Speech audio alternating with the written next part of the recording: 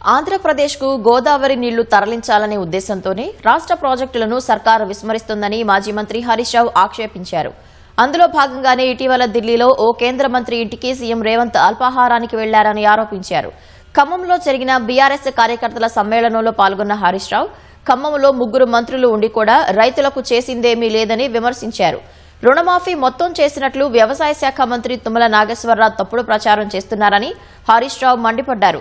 రుణమాఫీపై తుమ్మలకు సవాల్ విసిరిన ఆయన ఖమ్మం జిల్లాలో ఎక్కడికైనా వస్తానని రుణమాఫీ ఇచ్చినట్లు రుజువు చేయగలరా అని నిలదీశారు.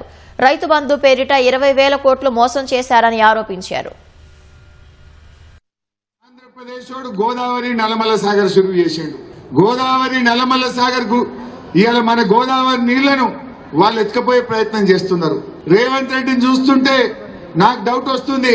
మన సీతమ్మ సాగర్ ను మడబెట్టిండు, మన సమ్మక్క సాగర్ అనుమతులు తెస్తలేడు, మన సీతారామ పనులు ఆపిండు. దీన్ని చూస్తుంటే నీళ్లు కిందికి జారాలే, నల్లమల్ల సాగర్ పోవాలి అని చెప్పి రేవంత్ రెడ్డి ఇలా కుమ్మక్కు రాజకీయాలు. అంటే ఇలా గోదావరి నీళ్లను ఆంధ్రాకు మళ్లించడంలో భాగంగానే అక్కడ మేడిగడ్డ రిపేర్ చేస్తలేడు, ఇక్కడ సీతమ్మ సాగర్ పనులు పూర్తి చేస్తలేడు.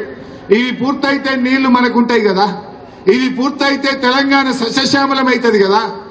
ఇది పండబెడితే నీళ్లు కిందికి పోలవరం పోతాయి, ఆడికెళ్ళి నల్లమల్ల సాగర్ పోతాయి అనేటువంటి ఆంధ్రప్రదేశ్ కుట్రలో మన ముఖ్యమంత్రి ఉండడం నిజంగా బాధాకరం.